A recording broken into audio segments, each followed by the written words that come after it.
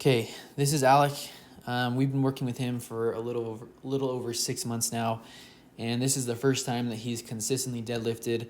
So he's been working through some different technique hiccups that he's had throughout these 6 months, and he's come a long way, but he's still having a hard time making that deadlift feel supernatural. So he sent us this video today, and we are going to go over just a few things that he can improve on. So we're just going to focus on 3, so that way he can work on those over the next 3 weeks and try to improve the deadlift a little bit. So the first thing that we're going to go over is his starting position. So the 3 primary joints in the deadlift is going to be our shoulder, our hip, and our knee. Ideally, we want our hip to split the difference between our shoulder and knee joint. So what I mean by that is, if we were to draw a line, and this is the distance between our shoulder and knee joint, we want our hip joint to split the difference. Whereas Alec's hip joint is starting very low.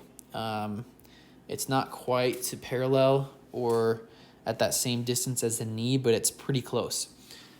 Ideally, we'd want Alec's hip joint to start a little bit higher up here, so that way his hip joint is really splitting the difference, or splitting the distance between the shoulder joint and the knee joint. So that's the first cue. If he can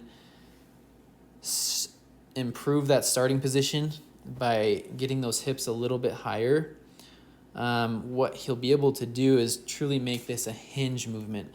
A lot of times in the deadlift, we try to squat the weight up, and that's essentially what Alec's doing, starting at such a low point down here, almost close to parallel. So if Alec could start higher with his hip joint at this point here, then his back and legs almost form, the analogy that I like is a book. So here you have the spine of the book right here, and then you have, the covers going this way, and the deadlift, remember, is a true hinge. It's not a squat. So we want that book to open evenly as we're deadlifting up and down. So if he can do that, then that'll make the deadlift feel a little bit more smooth as he's going throughout his reps. So that's the first thing. The second thing is bending his knees to initiate the descent.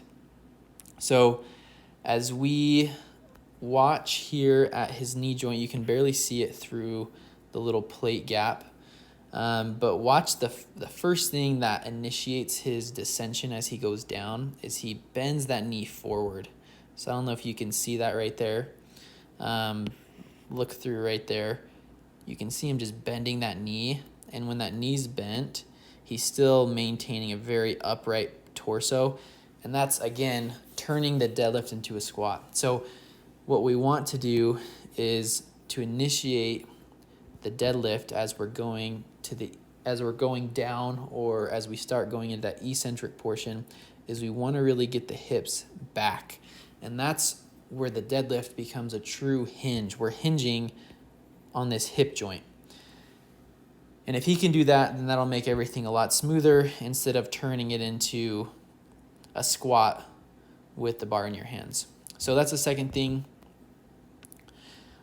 The third thing is his back alignment throughout the movement. So when you see here in the starting position, your back's going to have a natural curvature that we call neutral spine. This is his thoracic spine, and it's going to have a slight curve in that direction, and then as you get to your lumbar spine, it's going to have a slight curve in that direction. And then your neck follows a similar curve as your lumbar spine down here, but as you can see, Alec's neck is just really cranked high. It's going, he's trying to look forward, and that's just going to create a little bit of unnecessary tension in the neck region. So not a huge deal, but just something to watch out for so you don't mess up your neck, especially as you're lifting heavy on the deadlift. It'd be really easy to strain something along your spine. So we really want to see a little bit more of a neutral cervical spine as he's deadlifting. So just 3 little things that he can work on. Overall, he's improved a lot. If these are things that you struggle with, or if your deadlift just doesn't quite feel right, try implementing some of these cues. Hopefully it helps.